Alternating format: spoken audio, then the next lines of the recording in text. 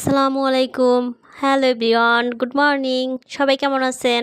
আমরা আলহামদুলিল্লাহ ভালো আছি। আশা করি আমার ভিডিওটা যে যেখান থেকে দেখতেছেন সবাই আল্লাহর রহমতে অনেক বেশি ভালো আছেন, সুস্থ আছেন। আমার নতুন আরেকটা ভিডিওতে আপনাদের সবাইকে স্বাগতম। আজকে একদম সকাল থেকেই আপনাদের সাথে শেয়ার করতেছি। প্রথম ভিডিওতে শুনতেছিলেন আজানের শব্দ। ফজরের আজান দিতেছে, আমি উঠে ডাল সিদ্ধ করে ডাল সিদ্ধ বসাইছিলাম। বসায়ে তারপর নামাজ পড়ে এসে দেখলাম ডালটা সেদ্ধ হয়ে গেছে, এখন রান্না করে নিব। আর আমি এইভাবে ডালটা রান্না করব, যেহেতু মেয়ের জন্য রুটি দিয়ে খাবে, এর জন্য একটু বেশি করে রান্না করলাম। কারণ আজ একটু খেলে আর একটু রেখে দিলে আবার অন্য একদিন খাওয়াতে পারবো, এর জন্য। কারণ অনেক সকালবেলা ওকে নিয়ে যেতে হয় তো। আর আমি এখানে আটাও সেদ্ধ করে রাখছিলাম একদম ফার্স্টে, তরকারি বসানোর আগে।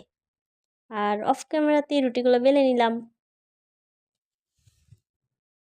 এই তো ডালটা হয়ে গেছে, রুটিগুলো এখন ভেজে নিব।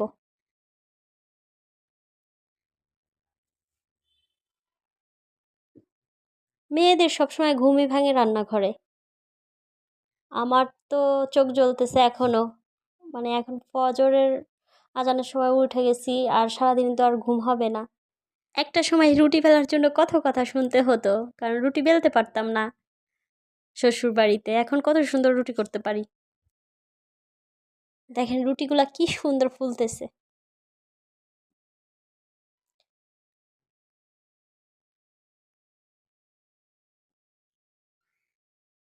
এই যে মাঝখানে একবার আইসা মেয়েকে উঠাই দিয়ে গেলাম, মেয়ের জন্য এখন নাস্তাটা রেডি করে আমি একটু রুমটা ঘুষঘাস করে নিব। দেখেন সকাল সকাল।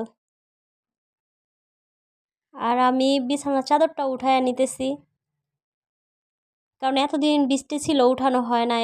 আমি উঠাইয়া ভিজাইয়া নিব, ধুইতে হবে। আজকে একটু হালকা হালকা রোদ উঠছে।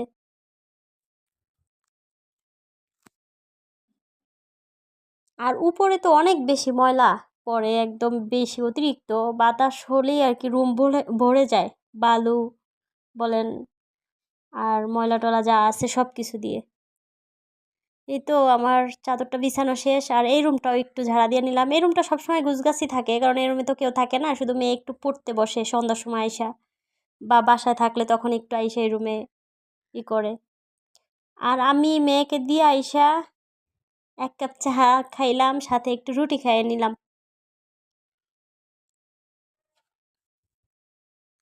আর আমি নিচ থেকে এই যে লাউ একটা আর একটা করলা নিয়ে আসছিলাম। একটা করলা দিয়ে আমি যেহেতু একলা খাই, 2 দিন হয়ে যায় আমার অর্ধেক অর্ধেক করে। আর আজকে আমি লাউটা রান্না করব না, আমি লাউ সিলে ছোলাটা নিব চিংড়ি মাছ দিয়ে ভাজি করার জন্য, আর লাউটা কেটে রেখে দিব বক্সে করে।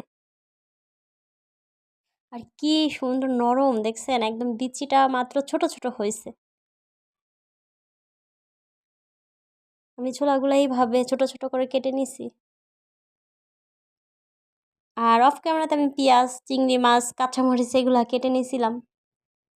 মেয়ে যেদিনকে মাদ্রাসা যায় ওদিনকে আমার তাড়াতাড়ি সব কাজ শেষ হয়ে যায়, রান্না টান্না। আমি এখানে শুধু একটু হলুদের গুঁড়া আর একটু ধনিয়ার গুঁড়া, লবণ এটাই দিছি। আর কিছু দিব না ভাজিটার ভিতরে, কাঁচামরিচ যেহেতু দিছি। একটু নাড়াচাড়া করে ঢেকে রান্না করে নিব।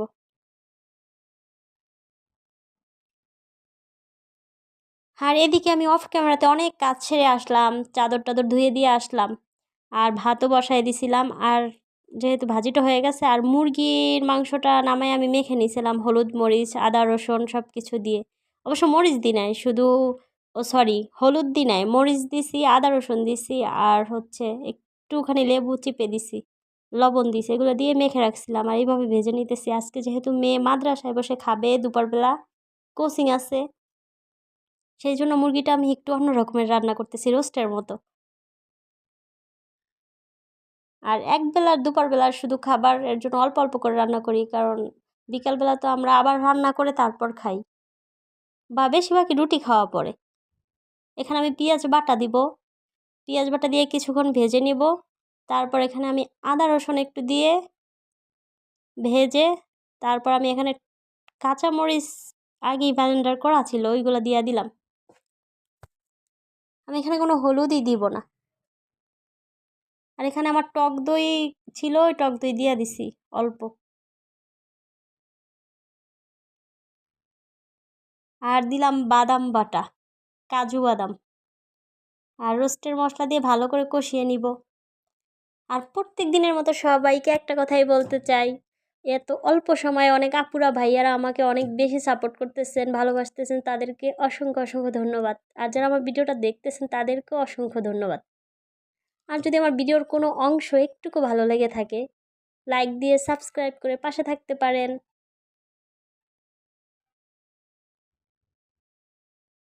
এই তো এইভাবে আমি কষিয়ে একটু পানি দিয়ে রান্না করে নিব। এই যে আর দেখানো হয় নাই, একদম শেষে দেখাই দিলাম আমার মাংসটা হয়ে গেছে।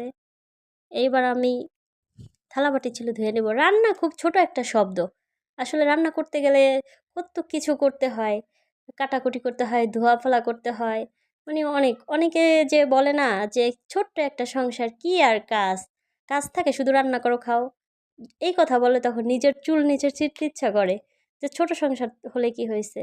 আর আমি সব কাজ সেরে মেয়েকে খাবার দিয়ে আসলাম, এসে নামাজ পড়ে নিজেও খাইয়ে নিতেছি।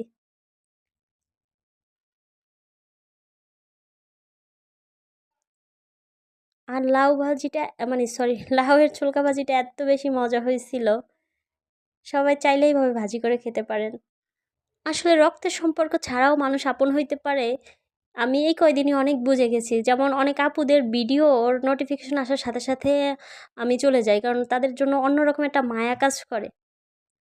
যাই হোক, আমার ভিডিওটা আজকে এই পর্যন্তই। সবাই সুস্থ থাকবেন, ভালো থাকবেন। আল্লাহ হাফেজ। আসসালামু আলাইকুম।